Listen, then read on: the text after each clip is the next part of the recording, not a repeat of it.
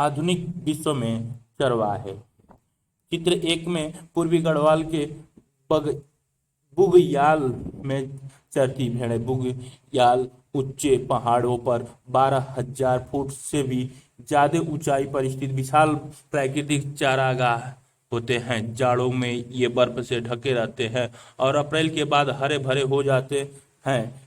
इस समय पहाड़ियों की तलहटी पर तरह तरह की घासें, जड़ें और जड़ी बूटियों से भरी रहती है। मानसून तक इन चरगाहों में घनी हरियाली छा जाती है और चारों तरफ फूल ही फूल दिखाई देने लगते हैं।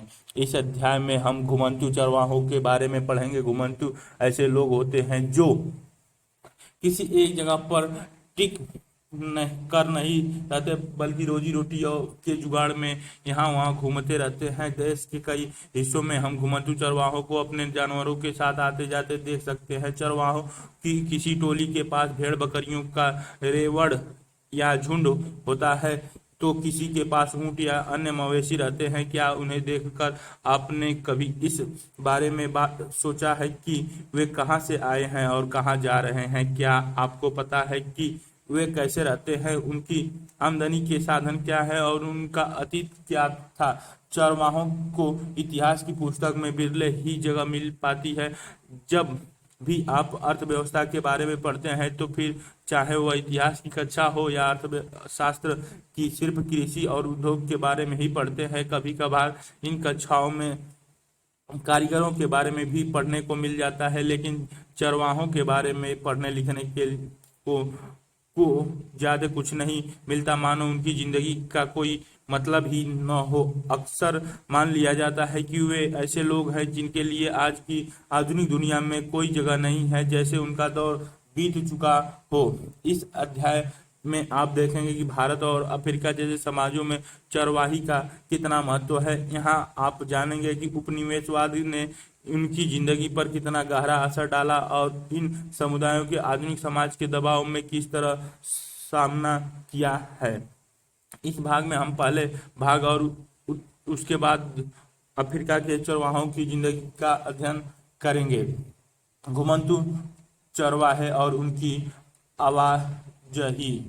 पहाड़ों में जम्मू और कश्मीर के गुर्जर बकरवाल समुदाय के लोग भेड़ बकरियों के बड़े बड़े रेवड़ों रखते थे। इस समुदाय के अधिकतर लोग अपने मवेशियों के लिए चारगाहों की तलाश में भटकते भटकते 19वीं सदी में यहाँ आए थे।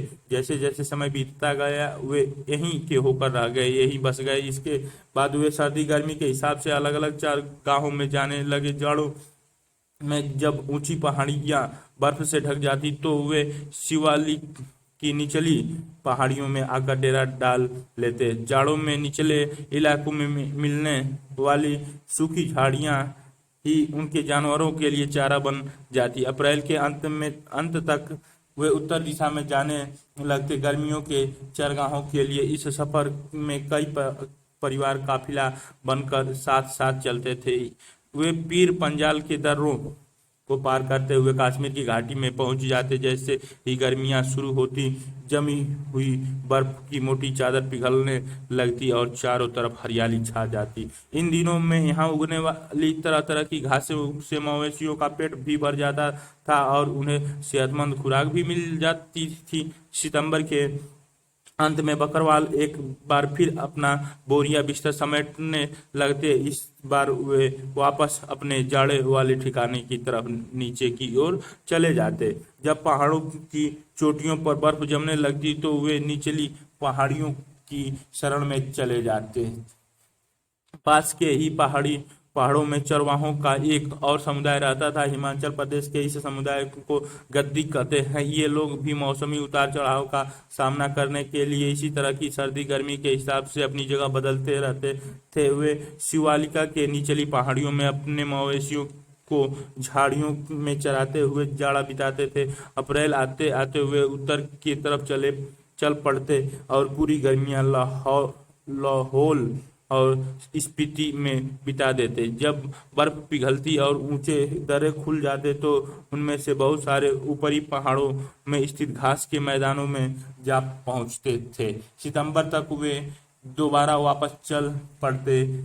वापसी के माहौल वापसी ये स्रोत को 1850 के दशक में जी.एस. बर्न ने कांगड़ा के गुर्जरों का वर्णन इस प्रकार किया था। पहाड़ियों में रहने वाले गुर्जर शुद्ध चरवाहों कबीले के लोग हैं। वे लगभग 9 के बराबर खेती करते हैं। गद्दियों के पास भेड़ बकरियां होती हैं जो तो गुर्जर गाय भैंस पालते हैं। ये लोग जंगलों के किनारे रहते हैं और दूध घी और मवेशियों से मिलने वाली दूसरी चीजें बेचकर अपना पेट पालते हैं। घर के मर्द मवेशियों को चराने ले जाते हैं और कई बार हफ्तों तक घर नहीं लौटते। इस बीच के जंगल में अपने रेवड़ों के साथ ही रहते हैं। औरतें सिर पर टोकरियां और कंधे पर हंडिया लटका कर रोज बाजार चली जाती हैं। उनका हांडियों में दूध मक्खन और घी आदि होता है। वे सिर्फ इतनी चीजें ही बाजार में ले जा पाती हैं जितनी घर चलाने के लिए काफी हो। गर्मियों में गुर्जर अपने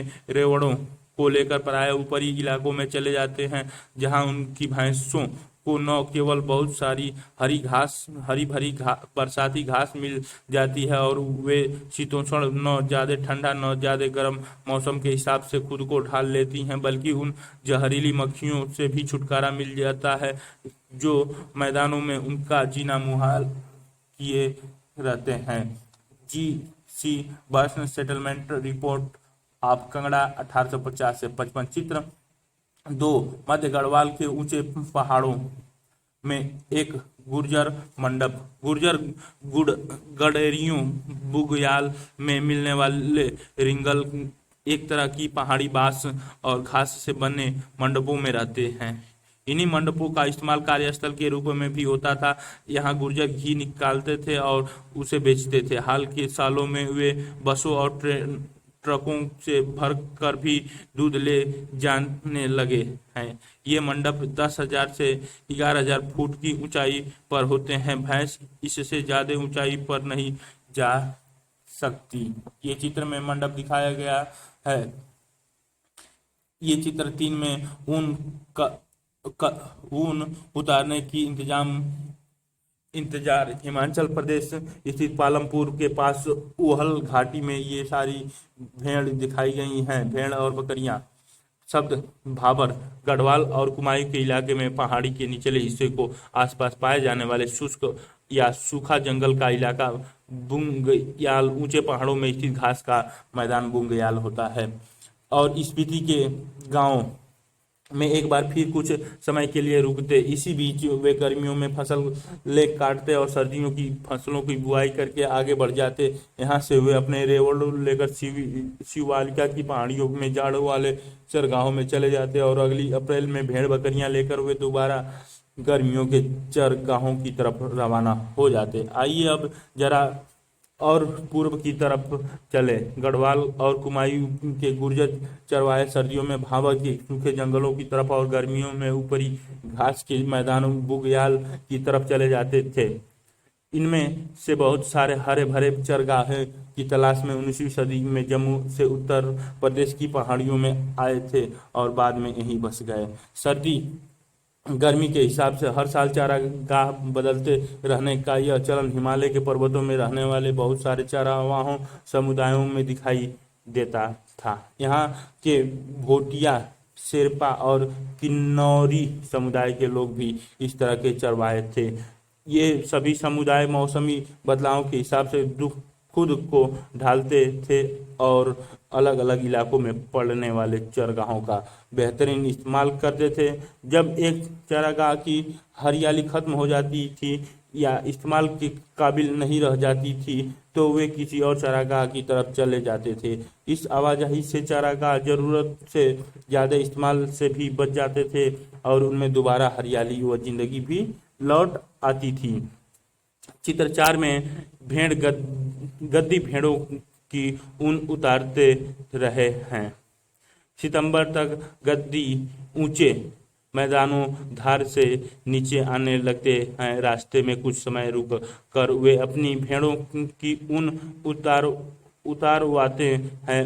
ऊन काटने से पहले भेड़ों को नहला धुल कर साफ किया जाता है। पठारों, मैदानों और रेगिस्तानों में चरवाहे सिर्फ पहाड़ों में ही नहीं रहते हुए पठारों, मैदानों और रेगिस्तानों में भी बहुत बड़ी संख्या में मौजूद थे। धंगर महाराष्ट्र का एक जाना माना चरवाहा समुदाय है। 20वीं सदी की शुरुआत में इस समुदाय की आबादी 4,67,000 थी। उनमें से ज्यादातर गड़ेरिये या चरवाहे थे। हालांकि कुछ लोग कंबल और चादरें भी बनाते थे, जबकि कुछ भैंस पालते थे। धंगर गड़ेरिये बरसात के दिनों में महाराष्ट्र के मध्य पठारों में रहते थे। यहाँ एक अर्धशुष्क इलाका था जहाँ बारिश बहुत कम होती थी और मिट्टी भी खास उपजाऊ नहीं थी। चारों तरफ सिर्फ कंटीली झाड़ियाँ होती थी। बंजारे जैसी सूखी फसलों के अलावा यहाँ और कुछ नहीं उगता था। मानसून में यह पट्टी धंगरों के जानवरों के लिए एक विशाल चारागाह बन जाती थी। अक्टूबर के आसपास धंगर बाजारे की कटाई करते थे और चारागाहों की तलाश में पश्चिम की तरफ चल पड़ते थे। करीब महीनों भर पैदल चलने के बाद वे अपने रेवड़ों के साथ कोंकण के इलाके में जाकर डेरा डाल देते थे। अच्छी बारिश और उपजाऊ मिट्टी की बदौलत इस इलाकों में खेती खूब होती थी। कोंकणी किसान भी इन चरवाहों का दिल खोलकर स्वागत करते थे। जिस समय धंगर कोंकण पहुंचते थे, उसी समय कोंकण के किसानों को खरीफ की फसल काट कर अपने खेतों को रबी की फसल के लिए दोबारा उपजाऊ बनाना होता था। ये चित्र में दिखाई गई हैं। ये चित्र है 5 पश्चिमी राजस्थान के थार रेगिस्तान में चराते राई समुदाय के ऊंट। यहाँ पाई जाने वाली सूखी और कंटीली झाड़ियाँ के सहारे सिर्फ ऊंट ही जिंदा रह सकते हैं, लेकिन पर्याप्त भोजन पाने के लिए उन्हें बहुत बड़े इलाकों में चरना पड़ता है। धंगरों के मवेशी खरीफ की कटाई के बाद खेतों में बची रही गई ठूंठों को खाते थे और उनके गोबर से खेतों को खाद मिल जाती थी। कोंकणी किसान धंगरों को चावल भी देते थे, जिन्हें वे वापस अपने पठारी इलाकों में ले जाते थे, क्योंकि वहां इस तरह के अनाज बहुत कम होते थे। मानसून की बारिश शुरू होते ही धंगर कोंकण और तटीय इलाके छोड़कर सूखे पठारों की तरफ लौट जाते थे, क्योंकि भेड़ों गीले मानसूनी हालत को बर्दाश्त नहीं कर पाती।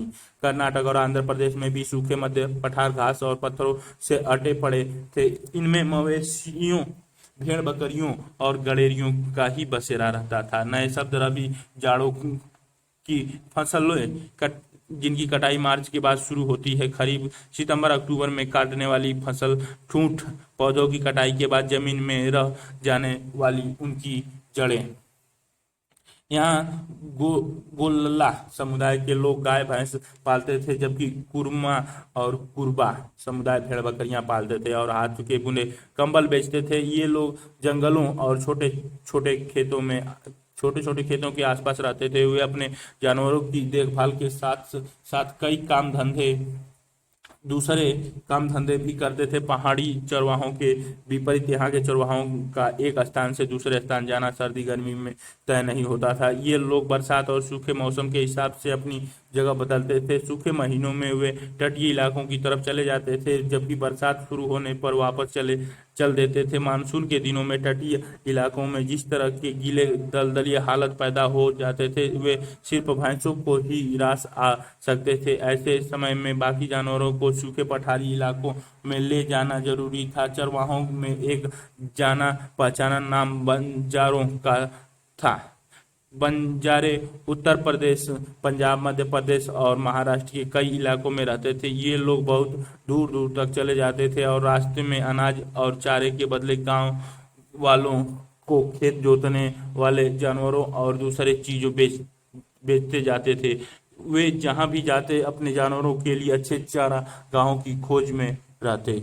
स्रोत ख बहुत सारे मुसाफिरों के विवरणों में हम चरवाहे समुदाय की जिंदगी की झलक मिलती है। मिसाल के तौर पर 19वीं सदी की शुरुआत में बुकानन ने मैसूर को अपनी यात्रा के दौरान गोल्ला समुदाय का दौरा किया था। अपने इस अनुभव के आधार पर उन्होंने लिखा, उनके परिवार जंगलों के किनारे छोटे छोटे गांव में रहते हैं। वहां वे थोड़ी सी जमीन पर खेती करते हैं, थोड़े बहुत जानवर रखते हैं और पास के कस्बों में जाकर दूध उत्पाद बेचते हैं। उनके परिवार बहुत थोड़े बड़े होते हैं। एक एक घर में 7-8 नौजवान आसानी से मिल जाएंगे। उनमें से 2-3 लोग जंगल में जाकर जानवर चराते हैं, जबकि बाकी अपने खेत संभालते हैं और कस्बों में जलावन की लकड़ी, छप्पर के लिए पुलाव आदि पहुंचाते हैं। Francis Hamilton Buchanan a journey from Madras to the countries of Mysore, Kanara and Malabar, London, 1807। क्रियाकलाप स्रोत क और ख को पढ़िए। इन स्रोतों के आधार पर संक्षिप्त में बताइए कि चरवाहा परिवारों के औरत मर्द क्या क्या काम करते हैं। आपकी राय में चरवाहा जंगलों के आसपास ही क्यों रहते हैं? राजस्थान के रेगिस्तान में राई समुदाय रहता है।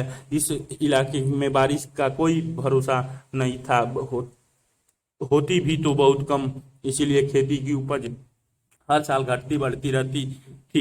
बहुत से सारे इलाकों में तो दूर दूर तक कोई फसलें होती ही नहीं थी। इसके चलते राई की खेती के साथ साथ चरवाही का भी काम करते थे।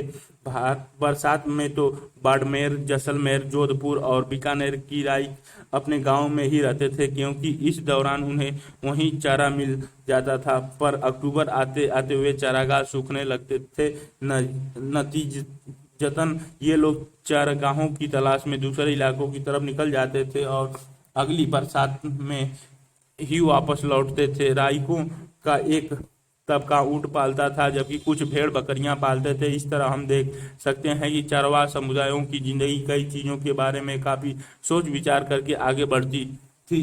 उन्हें ये चित्र 6 अपने ऊँट के साथ एक ऊँट पालक या राजस्थान से में जैसलमेर के निकट थार का रेगिस्तान है। इस इलाके के ऊँट पालकों को मारू, रेगिस्तानी राई और उनकी बस्तियों को डंडी कहा जाता है।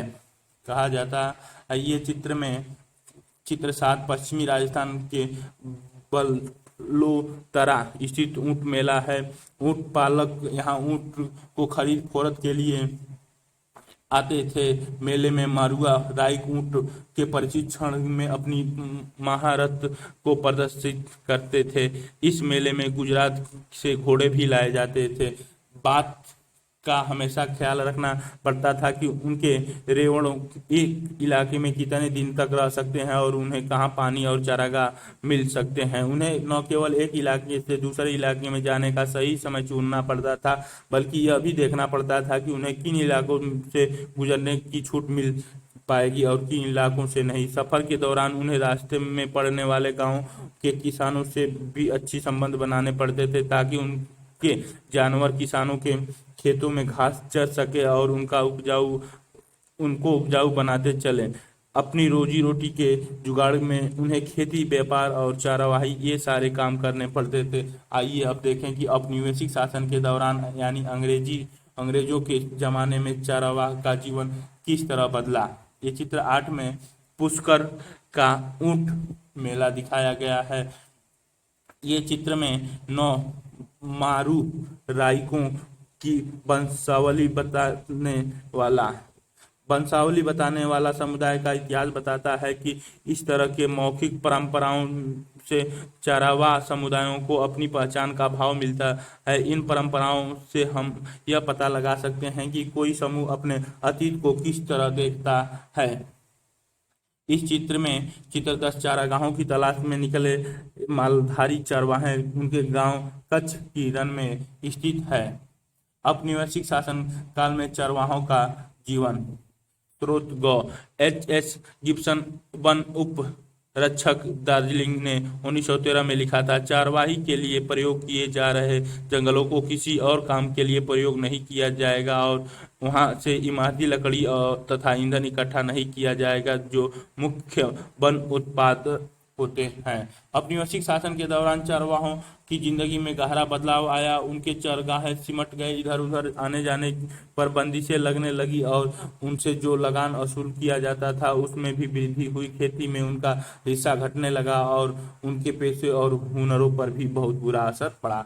आइए अब देखें कि यह सब कैसे और क्यों हुआ। पहली बात, अंग्रेज सरकार चारागाहों को खेती की जमीन में तब्दील कर देना चाहती थी। जमीन से मिलने वाला लगान उसकी आमदनी का एक बड़ा स्रोत था। खेती का क्षेत्रफल बढ़ने से सरकार की आय में और बढ़ोतरी हो सकती थी। इतना ही नहीं, इससे जूट, पटसन, कपास, गेहूं और अन्य खेती हर चीजों के उत्पादन में भी इजाफा हो जाता था, जिनकी इंग्लैंड में बहुत ज्यादा जरूरत रहती थी। अंग्रेज अफसरों को बिना खेती की जमीन का कोई मतलब समझ में नहीं आता था। उससे न तो लगान मिलता था और न ही उपज। अंग्रेज ऐसी जमीनों को बेकार मानते थे, उसे खेती के लायक बनाना जरूरी था। इसी बात को ध्यान में रखते हुए 19वीं शताब्दी के मध्य से देश के विभिन्न भागों में पति भूमि विकास के लिए नियम बनाए जाने लगे।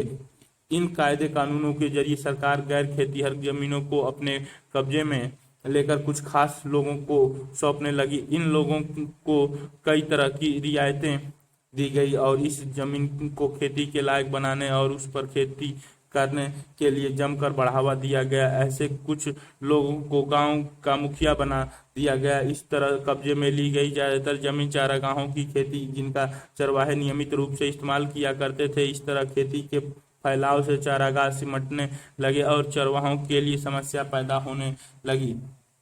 क्रियाकलाप, मान लीजिए कि जंगलों में जानवरों को चराने पर रोक लगा दी गई है। इस बात पर निम्नलिखित की दृष्टि से टिप्पणी कीजिए। एक वन अधिकारी है, एक चरवाहा। दूसरी बात, 19वीं सदी के मध्य तक आते आते देश के विभिन्न प्रांतों में वन अधिनियम भी पारित किए जाने लगे थे। इन कानूनों की आड़ में सरकार ने कई ऐसे जंगलों को आरक्षित वन घोषित कर दिया जहां देवदार या साल जैसी कीमती लकड़ी पैदा होती थी। इन जंगलों में चरवाहों के घुसने पर पाबंदी लगा दी गई। कई जंगलों को संरक्षित घोषित कर दिया गया। इन जंगलों में चरवाहों को चरवाही के कुछ परंपरागत अधिकार तो दे दिए गए, लेकिन उनकी आवाजाही पर फिर भी बहुत सारी बंदिशें लगी रहीं। औपनिवेशिक अधिकारी को लगता था कि पशुओं के चराने से छोटे जंगली पौधों और पेड़ों की नई कोपलें नष्ट हो जाती हैं। उनकी राय में चरवाहों के रेवड़े छोटे पौधों को कुचल देते हैं और कोपलों को खा जाते हैं, जिससे नए पेड़ों को की बढ़त रुक जाती है। वन अधिनियमों ने चरवाहों की जिंदगी बदल डाली। अब उन्हें उन जंगलों में जाने से रोक दिया गया जो पहले मवेशियों के लिए बहुमूल्य चारे। नए शब्द, परंपरागत अधिकार, परंपरा और रीति रिवाज के आधार पर मिलने वाले अधिकार परंपरागत होते हैं। चारे का स्रोत थे। जिन क्षेत्रों में उन्हें प्रवेश की छूट दी गई वहां भी उन पर कड़ी नजर रखी जाती थी। जंगलों में दाखिल होने के लिए उन्हें परमिट लेना पड़ता था। जंगल में उनके प्रवेश और वापसी का तारीख पहले से तय होती थी और वह जंगल में बहुत कम ही दिन बिता सकते थे। अब चरवाहे किसी जंगल में ज्यादा समय तक नहीं रह सकते थे, भले ही वहाँ चारा कितना ही हो, घास कितनी भी हो क्यों न हो, और चारे तरफ घनी हरियाली हो। उन्हें इसीलिए निकलना पड़ता था क्योंकि अब उनकी जिंदगी वन विभाग द्वारा जारी किए परमिटों के अधीन थी। परमिट में पहले ही लिख दिया जाता था कि वह कानूनन कब तक जंगल में रहेंगे। अगर वह समय सीमा का उल्लंघन करते हैं तो उन पर जुर्माना लगा दिया जाता था। तीसरी बात, अंग्रेज अफसर घुमंतू किस्म के लोगों को शक की नजर से देखते थे। वे गांव गांव जाकर अपनी चीजें बेचने वाले कारीगरों व व्यापारियों को, अपने रेवड़ों के लिए हर साल नए नए चारागाहों की तलाश में रहने वाले, हर मौसम में अपनी रिहायशी बदल लेने वाले चरवाहों पर यकीन नहीं कर पाते थे। वे चाहते थे कि ग्रामीण जनता गाँव में रहे, उनकी रिहायशी और खेतों पर उनके अधिकार तय हो। इस तरह की आबादी की पहचान करना और उसको नियंत्रित करना ज्यादा आसान था जो एक जगह टिक कर रहती हो। ऐसे लोगों को शांति प्रिय और कानून का पालन करने वाला माना जाता था। घुमंतु को अपराधी माना जाता था। 1871 में औपनिवेशिक सरकार ने आपराधिक जनजाति अधिनियम, क्रिमिनल ट्राइब्यूनल एक्ट पारित किया। इस कानून के तहत दस्तकारों, व्यापारियों और चरवाहों के बहुत सारे समुदायों को अपराधी समुदाय की सूची में रख दिया गया। उन्हें कुदरती और जन्मजात अपराधी घोषित कर दिया गया। इस कानून लागू होते ही ऐसे सभी समुदायों को कुछ खास अधिसूचित गांव बस्तियों में बस जाने का हुक्म सुना दिया गया। उनकी बिना परमिट आवाजाही पर रोक लगा दी गई। ग्राम पुलिस उन पर सदा नजर रखने लगी। चौथी बात, अपनी आमदनी बढ़ाने के लिए अंग्रेजों ने लगान वसूलना हर संभव रास्ता अपनाया। उन्होंने जमीन, नहरों के पानी, नमक, खरीद फरोख्त की चीजों और यहाँ तक कि मवेशियों पर भी टैक्स वसूलने का ऐलान कर दिया। चरवाहों से चारगाहों में चराने वाले एक एक जानवर पर टैक्स वसूला किया जाने लगा। देश के ज्यादातर चरवाही इलाकों में 19वीं सदी के मध्य से ही चरवाही टैक्स लागू कर दिया गया था। प्रति मवेशी टैक्स की दर से तेजी से बढ़ती चली गई और टैक्स वसूली की व्यवस्था दिनों दिन मजबूत होती गई। 1850 से 1880 के दशक के बीच टैक्स काम वसूली का काम बकायदा बोली लगाकर ठेकेदारों को सौंपा जाता था। ठेकेदारी पाने के लिए ठेकेदार सरकार को जो पैसा देते थे उसे वसूल करने और साल भर में ज़्यादा से ज़्यादा मुनाफा बनाने के लिए वे जितना चाहते थे उतना कर वसूल सकते थे। 1880 के दशक तक आते आते सरकार ने अपने किरिंदों के माध्यम से सीधे चरवाहों से ही कर वसूलना शुरू कर दिया। हर के चरवाहे को एक पास जारी कर दिया गया। किसी भी चरगाह में दाखिल होने के लिए चरवाहों को ये समूह स्रोत खो। 1920 के दशक में रॉयल कमीशन ऑन एग्रीकल्चर ने अपना रिपोर्ट में लिखा था कि बढ़ती आबादी, सिंचाई सुविधाओं के विस्तार और रक्षा उद्योग एवं कृषि प्रौद्योगिकी उद्योगों के लिए सरकार द्वारा चरगाहों के अधिग्रहण की वजह से चरवाही के लिए उपलब्ध इलाकों के क्षेत्रफल में बहुत भारी गिरावट आई है। अब पशुपालकों को बड़े बड़े रेवड़ रखने में मुश्किल पैदा हो रही है। इसकी वजह से उनकी आमदनी में गिरावट आई है, उनके जानवरों की गुणवत्ता और खुराक गिर गई है और कर्जे बढ़ते जा रहे हैं। The report of the royal commission on agriculture in India 1928 क्रियाकलाप। कल्पना कीजिए कि आप 19वीं सदी के आखिरी सालों यानी 1890 के आसपास रह रहे हैं। आप घुमंतू चरवाह या कारीगरों के एक समुदाय से ताल्लुक रखते हैं। आपको पता चला कि सरकार ने आपके समुदाय को आपराधिक समुदाय घोषित कर दिया है। संक्षिप्त में बताइए कि यह जानकर आपको कैसा महसूस होता है, आप क्या करते हैं? स्थानीय कलेक्टर को चिट्ठी लिखकर बताइए कि आपकी नज़र में यह कानून किस तरह अन्यायपूर्ण है और इससे आपकी ज़िंदगी पर क्या असर पड़ेगा। पास दिखाकर पहले टैक्स अदा करना पड़ता था। चरवाहे के साथ कितने जानवर हैं और उसे कितना टैक्स चुकाया है, इस बात को उसके पास में दर्ज कर दिया जाता था। इनके बदलाव ने चरवाहों को जिंदगी को किस तरह प्रभावित किया। इन चीज़ों की वजह से चरगाहों की कमी पैदा हो गई। जैसे जैसे ज़्यादा से ज़्यादा चरगाहों को सरकारी कब्जे में लेकर उन्हें खेतों में बदला जाने लगा, वैसे वैसे चरगाहों के लिए उपलब्ध इलाका सिकुड़ने लगे। इस तरह जंगलों के आरक्षण का नतीजा यह हुआ कि गड़ेरिये और पशुपालक अब अपने मवेशियों को जंगल में पहले जैसी आज़ादी से नहीं चरा सकते थे।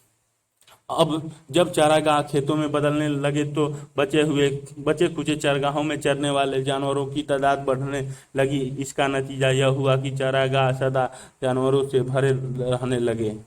अब तक तो घुमंतू चरवाहे अपने मवेशियों को कुछ दिनों तक ही एक इलाके में चराते थे और उसके बाद किसी और इलाके में चले जाते थे। इस अदला बदली की वजह से पिछले चरगाह भी फिर से हरे भरे हो जाते थे, लेकिन चरवाहों की आवाजाही पर लगी बंदिशें, ये गुर्जर, बकरवाल, गद्दी, भोटिया, गुर्जर, नेपाल पाकिस्तान के नीचे बंजारे, राइक, मरुस्थल क्षेत्र मालधारी बंजारे, इधर भूटान, मोनपा, असम वाले में, बांग्लादेश के धंगर, अरब सागर कुरबा, बुल्ला, अंडमान, लक्षद्वीप और मापे के अनुरूप नहीं।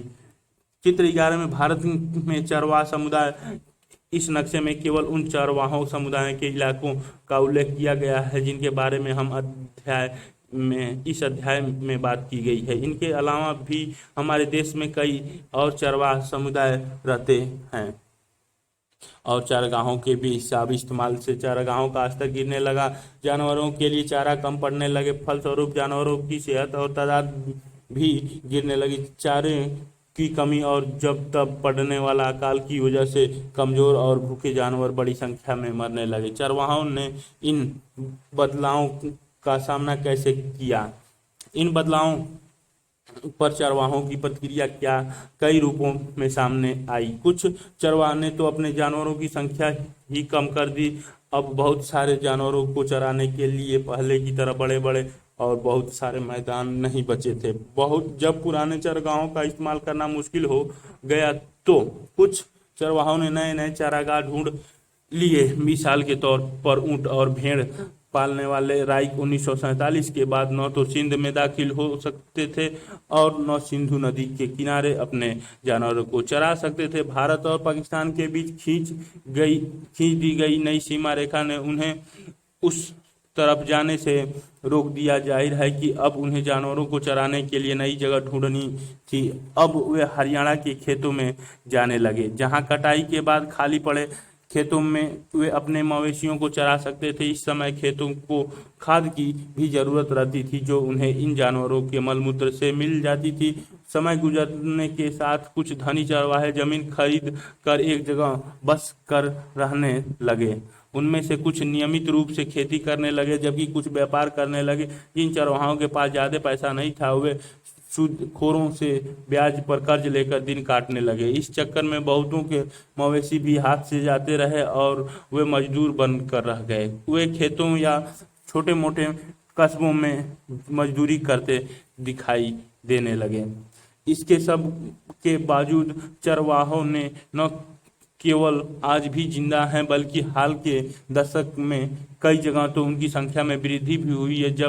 जब भी किसी इलाके के चारागाहों में उनके दाखिले पर रोक लगा दी जाती, वे अपनी दिशा बदल लेते, रेवड़ छोटा कर लेते और नई दुनिया के मिजाज से तालमेल बिठाने के लिए दूसरे काम धंधे भी करने लगते। बहुत सारे परिस्थितियों विज्ञान मानते हैं कि सूखे इलाकों और पहाड़ों में जिंदा रहने के लिए चरवाही ही सबसे व्यवहारिक रास्ता है।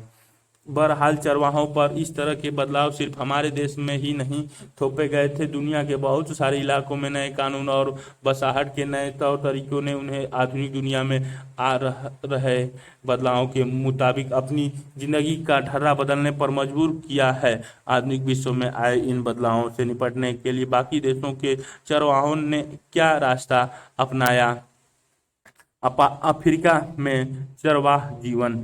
आइए अब जरा अफ्रीका की तरफ चलें, जहां दुनिया की आधी से ज्यादा चरवाह आबादी रहती है। आज भी अफ्रीका के लगभग 2.25 करोड़ लोग रोजी रोटी के लिए किसी न किसी तरह की चरवाही गतिविधियों पर ही आश्रित हैं। इनमें बोदुइन्स, बर्बेरस, मसाई, सोमाली, बोरान और तुर्काना जैसे जाने माने समुदाय भी शामिल हैं। इनमें से ज्यादातर अब अर्ध शुष्क घास के मैदान या सूखे रेगिस्तान में रहते हैं, जहां वर्षा आधारित खेती करना बहुत मुश्किल है। यहाँ के चरवाहों गाय, बैल, ऊंट, बकरी, भेड़ व गधे पालते हैं और दूध, मांस, पशुओं की खाल व ऊन आदि बेचते हैं। कुछ चरवाहे व्यापार और यातायात संबंधी काम भी करते हैं। कुछ चरवाही के साथ साथ खेती भी करते हैं। कुछ लोग चरवाही से होने वाली मामूली आय से गुजर नहीं हो पाने पर कोई भी काम धंधा कर लेते हैं। हिंदुस्तान की तरह अफ्रीकी चरवाहों की जिंदगी भी औपनिवेशिक और उत्तर औपनिवेशिक काल में गहरे बदलाव आए। आखिर क्या थे ये बदलाव? ये चित्र में दिखाई गई है, ये अफ्रीका की मसाई, चित्र 12 है। ये मसाई लैंड, जिसके पीछे कलिमिंजारो पहाड़ दिखाई दे रहे हैं। बदलती परिस्थितियों के कारण मसाई मक्का, चावल, आलू, गोभी जैसे अन्य खाद्य पदार्थों पर निर्भर होते जा रहे हैं, जो उनके इलाकों में पैदा नहीं होते। परंपरागत रूप से वे इन चीज़ों को पसंद नहीं करते थे। मसाई मानते हैं कि फसल उगाने के लिए जमीन पर हल चलाना प्रकृति के विरुद्ध है। यदि आप जमीन पर खेती करने लगते हैं तो वह चारवाही के लायक नहीं रहती। सौजन्य द मसाई एसोसिएशन। ये चित्र में बर्बेर्स, बदुइन, ताउरेंग, मूसा, बोदो, बेफुलानी, कबासी, बेल्जा, डानाकिली और सोमाली, हरेई और त्वासाना, जुलू और Nama. Sudan, Ethiopia, Zaire, Turkana, Boran, Somalia, Somali, Kenya, Uganda. Maasai Victoria झील, तंजानिया, हिंद महासागर। चित्र 13 में अफ्रीका के चरवाहा समुदाय, छोटी तस्वीर इनसेट में कीनिया और तंजानिया के मसाइयों की इलाका दर्शाया गया है। इन परिवर्तनों को हम चरवाहों के एक खास समुदाय के माध्यम से समझने की कोशिश करेंगे। चलिए इसके लिए मसाई नाम के एक समुदाय को चुन लेते हैं। मसाई पशुपालक मोटे तौर पर पूर्वी अफ्रीका के निवासी हैं। इनमें से लगभग 3 लाख दक्षिण कीनिया में है, करीब 1.5 लाख तंजानिया में रहते हैं। अब हम देखेंगे कि नए कानून और बंदिशों ने किस तरह न केवल उनकी जमीन उनसे छीन ली, बल्कि उनकी आवाजाही पर भी बहुत सारी पाबंदियां थोप दी। इन कानूनों के कारण सूखे के दिनों में उनकी जिंदगी गहरे तौर पर बदल गई और उनके सामाजिक संबंध भी नई शक्ल में ढल गए। चरगाहों का क्या हुआ? मसाइयों का सबसे बड़ा समस्या यही रही है कि उनके चरगाहों दिनों दिन सिमटते जा रहे हैं। औपनिवेशिक शासनकाल से पहले मसाई लैंड का इलाका उत्तरी कीनिया से लेकर तंजानिया के घास मैदानों स्टेपीज तक फैला हुआ था। 19वीं सदी के आखिरी में यूरोप के साम्राज्यवादी ताकतों ने अफ्रीका में कब्जे के लिए मार काट शुरू कर दी और बहुत सारे इलाके को छोटे छोटे उपनिवेशों में तब्दील करके अपने अपने कब्जे में ले लिया। 1885 में ब्रिटिश कीनिया और जर्मन तंगानियाक के बीच एक अंतर्राष्ट्रीय तंगानियाक के बारे में ब्रिटेन के पहले विश्व युद्ध के दौरान उस इलाके पर कब्जा कर लिया जिसे जर्मन ईस्ट अफ्रीका कहा जाता था। 1919 में तंगानिका ब्रिटिश नियंत्रण में आ गया। 1961 में उसे आज़ादी मिली और 1964 में जंजीबार के विलय के बाद उसे तंजानिया का नया नाम दिया गया। सीमा खींचकर मसाई लैंड के 2 बराबर टुकड़ों कर दिए गए। बाद के सालों में सरकार ने गोरों को बसाने के लिए बेहतरीन चारागाह को अपने कब्जे में ले लिया। मसाइयों को दक्षिण कीनिया और उत्तरी तंजानिया के छोटे से इलाकों में समेट दिया गया। औपनिवेशिक शासन से पहले मसाइयों के पास जितनी जमीन थी उसका लगभग 60% हिस्सा उनसे छीन लिया गया। उन्हें ऐसे सूखे इलाके में कैद कर दिया गया जहां न तो अच्छी बारिश होती थी और न ही हरे भरे चारागाह थे।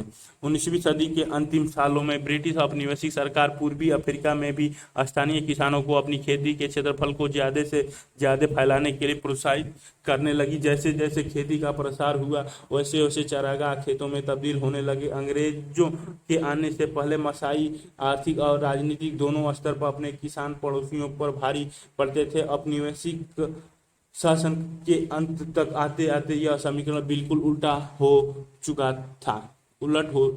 चुका था। बहुत सारे चारागाहों को शिकारगाह बना दिया गया। कीनिया में मसाई मार सांबूर नेशनल पार्क और तंजानिया में सेरेनगेटी पार्क जैसे शिकारगाह इस तरह अस्तित्व में आए थे। इन आरक्षित जंगलों में चरवाहों का आना माना था। इन इलाकों में न तो वे शिकार कर सकते थे और न ही अपने जानवरों को चरा सकते थे। बहुत सारे आरक्षित जंगलों में अब तक मसाई अपने ढोर डंगर चराया करते थे। मिसाल के तौर पर सेरेनगेटी नेशनल पार्क का 14,760 वर्ग किलोमीटर से भी ज्यादा क्षेत्र पर मसाइयों के चारागाहों पर कब्जा करके बनाया गया था। ये चित्र में दिखाई गई है मसाई, ये चित्र घास का मैदान है। चित्र 14 बिना घास के बिना पशु मवेशी बकरियों और भेड़ कुपोषण का शिकार हो जाते हैं। जिसका मतलब है कि चरवाहों के परिवारों और बच्चों के लिए भोजन कम पड़ने लगता है। सूखे और भोजन की सर्वाधिक कमी से ग्रस्त इलाका अम्बोसेली नेशनल पार्क के आसपास पड़ता है, जिसकी पर्यटन से होने वाली आय पिछले साल लगभग 24 करोड़ कीनियाई शिलिंग लगभग 35 लाख अमेरिकी डॉलर थी। किलिमंजारो जल परियोजना से भी इस इलाके से होकर जाती है, लेकिन यहाँ रहने वाले समुदाय न तो पीने के लिए और न सिंचाई के लिए इस परियोजना के पानी का इस्तेमाल कर सकते हैं। सौजन्य से द मसाई एसोसिएशन, ये चित्र में 15 मसाई नाम माँ शब्द से निकला है। माँ से साई का मतलब होता है माँ से। मेरे लोग परंपरागत रूप से मसाई, घुमंतू और चरवाहा समुदाय के लोग होते हैं जो अपने आजीविका के लिए दूध और मांस पर आश्रित रहते हैं। ऊंचे तापमान और कम वर्षा के कारण यहाँ यहाँ शुष्क, धूल भरे और बेहद गर्म हालत रहते हैं। इस अर्ध शुष्क विषुवत इलाकों में सूखे की हालत सामान्य है। ऐसे समय में बहुत सारे जानवर मर जाते हैं। सौजन्य से द मसाई एसोसिएशन। स्रोत अफ्रीका की अन्य जगहों पर चरवाहों की इसी तरह की मुश्किलें का सामना करना पड़ा। दक्षिण पश्चिमी अफ्रीका में स्थित नीबिया का काओकोलैंड चरवाहा परंपरागत रूप से काओकोलैंड को और पास ही में स्थित ओवाम्बोलैंड के बीच आते जाते रहते थे। ये लोग आसपास के बाजारों में जानवरों की खाल, गोश्त और अन्य वस्तुएं बेचे करते थे। इन भौगोलिक सीमाओं ने दूर दूर के इलाकों में उनके आने जाने पर पाबंदी लगा दी, जिससे उनका पहले की तरह दोनों इलाकों में आना जाना पूरी तरह बंद हो गया। नीबिया स्थित काओकोलैंड के घुमंतू पशुपालकों की शिकायत थी, हम बड़ी मुश्किल में हैं, हम बस रोते रहते हैं, हमें कैद में डाल दिया गया है, हमें तो पता ही नहीं कि हमें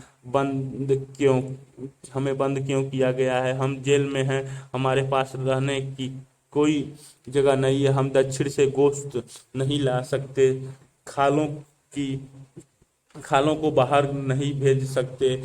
ओम्बोलैंड हम अब हमारे लिए बंद हो चुका है। हम लंबे समय तक ओम्बोलैंड में रहे हैं। हम अपने जानवरों को, अपनी भेड़ और बकरियों को वहां ले जाना चाहते हैं, पर सीमाएं बंद हैं। ये सीमाएं हमें मार दे रही हैं, जीना मुश्किल है। नीबिया स्थित काओकोलैंड के चरवाहों का बयान। Namibia 1949। Michael Bollig the colonial encapsulations of the north western Namibia postal economy Africa 68/4/1998 में उद्धृत।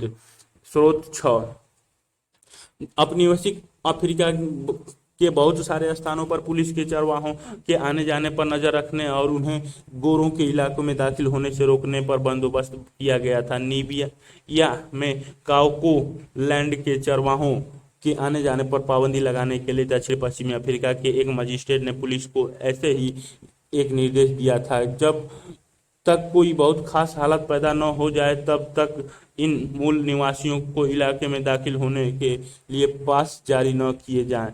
इस आदेश को मकसद इलाके में दाखिल होने वाले निवासियों की संख्या पर अंकुश लगाना और उन्हें काबू में रखना, इसीलिए उन्हें सामान्य यात्री पास किसी भी हालत में जारी न किए जाएं।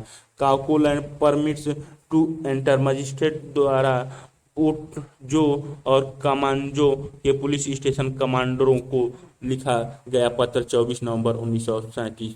अच्छे चारागाहों और जल संसाधनों के हाथ से निकल जाने की वजह से उस छोटे से इलाके पर दबाव बहुत ज़्यादा बढ़ गया, जिसमें मसाइयों का धकेल दिया गया था। एक छोटे छोटे इलाके में लगातार चराई का नतीजा यह हुआ कि चरगाहों का स्तर गिरने लगा, चारे की हमेशा कमी रहने लगी, मवेशियों का पेट भरना एक अस्थायी समस्या बन गया, सरहदें बंद हो गई। 19वीं सदी में चरवाहे चारागाहों की खोज में बहुत दूर दूर तक चले जाते थे। जब एक जगह से चरगाह सूख जाते थे तो वे अपने रेवड़ लेकर किसी और जगह चले जाते थे, लेकिन 19वीं सदी के आखिरी दशक में औपनिवेशिक सरकार उनकी आवाजाही पर तरह तरह के पाबंदी लगाने लगी। मसाइयों की तरह अन्य चरवाहों को भी विशेष आरक्षित इलाकों की सीमाओं में कैद कर दिया गया। अब ये समुदाय इन आरक्षित इलाकों की सीमाओं पर पार आज जा नहीं सकते थे। वे विशेष परमिट लिए बिना अपने जानवरों को लेकर बाहर नहीं जा सकते थे, लेकिन परमिट हासिल करना भी कोई आसान काम नहीं था। इसके लिए उन्हें तरह तरह की बाधाओं का सामना करना पड़ता था और उन्हें तंग किया जाता था। अगर कोई नियमों का पालन नहीं करता था तो उसे कड़ी सजा दी जाती थी। चरवाहों को गोरों के इलाके में पड़ने वाले बाजारों में दाखिल होने से भी रोक दिया गया था। बहुत सारे इलाकों में तो वे कई तरह के व्यापार भी नहीं कर सकते थे। बाहर से आए गोरों और यूरोपियन औपनिवेशिक अफसर उन्हें खतरनाक और बर्बर स्वभाव वाला मानते थे। उनकी नज़र में ये ऐसे लोग थे जिनके साथ कम से कम संबंध रखना ही उचित था, लेकिन इन स्थानीय लोगों से किसी भी तरह के संबंध न रखना भी मुमकिन नहीं था। आखिर खानों से माल निकालने, सड़क बनाने और शहर बसाने के लिए गोरों को इन कालों के श्रम का भी तो भरोसा था। नई सरहदों ने चरवाहों की जिंदगी रातों रात बदल डाली। नई पाबंदियों और बाधाओं की आड़ में उन्हें प्रताड़ित किया जाने लगा और वे छोटे से इलाके में खुद को कैद सा महसूस करने लगे। इससे उनकी चारवाही और व्यापारिक दोनों तरह की गतिविधियों पर बहुत बुरा असर पड़ा। अब तक चरवाहे न केवल मवेशी चराते थे बल्कि तरह तरह के व्यवसाय भी किया करते थे। औपनिवेशिक शासन काल के अंतर्गत थोप दी गई बंदिशों से उनका व्यापार बंद तो नहीं हुआ, लेकिन अब उस पर तरह तरह के अंकुश जरूर लग गए। जब चारागाह सूख जाते हैं, सूखा दुनिया भर के चरवाहों की जिंदगी पर असर डालता है। जिस साल बारिश नहीं होती और चारागाह सूख जाते हैं, अगर उस साल मवेशियों को किसी हरे भरे इलाके में न ले जाए तो उनके सामने भुखमरी का संकट पैदा हो जाता है। इसीलिए परंपरागत तौर पर चरवाहे घुमंतू स्वभाव के लोगों से होते हैं। वे यहाँ से वहाँ जाते ही रहते हैं। इसी घुमंतुओं की वजह से वे बुरे वक्त का सामना कर पाते हैं और संकट से बच निकलते हैं। लेकिन औपनिवेशिक शासन की स्थापना के बाद तो मसाइयों को एक निश्चित इलाके में कैद कर दिया गया था। उनके लिए एक इलाका आरक्षित कर दिया गया और चारागाहों की खोज में यहाँ वहाँ भटकने पर रोक लगा दी गई। उन्हें बेहतरीन चारागाहों से महरूम कर दिया गया और एक ऐसा अर्ध शुष्क पट्टी में रहने पर मजबूर कर दिया गया जहां सूखे की आशंका हमेशा बनी रहती है, क्योंकि ये लोग संकट के समय भी अपने जानवरों को लेकर ऐसी जगह नहीं जा सकते थे जहां उन्हें अच्छे चारागाह मिल सकते थे। इसीलिए सूखे के सालों में मसाइयों के बहुत सारे मवेशी भूख और बीमारी की वजह से मर जाते थे। 1930 की एक जांच से पता चला कि कीनिया में मसाइयों के पास 7,20,000 मवेशी, 8,20,000 भेड़ और 1,71,000 गधे थे। 1933 में और 34 में पड़ने वाले 2 सालों के सूखे के बाद इनमें से आधे से ज्यादा जानवर मर चुके थे। जैसे जैसे चरने की जगह सिकुड़ती गई, सूखे के दुष्परिणाम भयानक रूप लेते चले गए। बार बार आने वाले बुरे सालों की वजह से चरवाहों के जानवरों की संख्या में लगातार गिरावट आती गई। सब पर एक जैसा असर नहीं पड़ा। औपनिवेशिक काल में अफ्रीका के कई बाकी स्थानों की तरह मसाईलैंड में भी आए बदलाव से सारे चरवाहों एक जैसे असर नहीं पड़ा। औपनिवेशिक बनने से पहले मसाई समाज 2 सामाजिक श्रेणियों में बटा हुआ था: वरिष्ठ जन एल्डर्स और योद्धा वॉरियर्स। वरिष्ठ जन शासन चलाते थे, समुदाय से जुड़े मामलों पर विचार विमर्श करने और अहम फैसले लेने के लिए वे समय समय पर सभा करते थे। योद्धाओं में ज्यादातर नौजवान होते थे जिन्हें मुख्य रूप से लड़ाई लड़ने और कबीले की हिफाजत करने के लिए तैयार किया जाता था। वे समुदायों की रक्षा करते थे और दूसरे कबीलों के मवेशी छीन कर लाते थे। जहां जानवर ही संपत्ति हो वहां हमला करके दूसरों के जानवर छीन लेना एक महत्वपूर्ण काम होता था। अलग अलग चारवाहों समुदायों की ताकत इन्हीं हमलों से तय होती थी। युवाओं को योद्धा वर्ग का हिस्सा तभी माना जाता था जब वे एक दूसरे समूह के मवेशियों को छीन कर, और ये चित्र 16 में योद्धा गहरे लाल रंग की सुका और चमकदार मोतियों के आभूषण पहनते हैं तथा स्टील की नोक वाली 5 फुट लंबी भाला रखते हैं,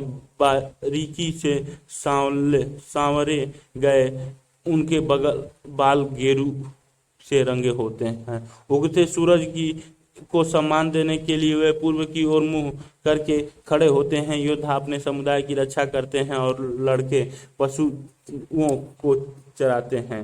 सूखे के मौसम में योद्धा और लड़के दोनों ही पशु चराते हैं। सौजन्य से द मसाई एसोसिएशन, ये मसाई एसोसिएशन चित्र इसमें 17 वाले में आज भी योद्धा बनने के लिए युवक को व्यापक अनुष्ठान से गुजरना पड़ता है। हालांकि अब यह प्रथा पहले जैसी प्रचलित नहीं है।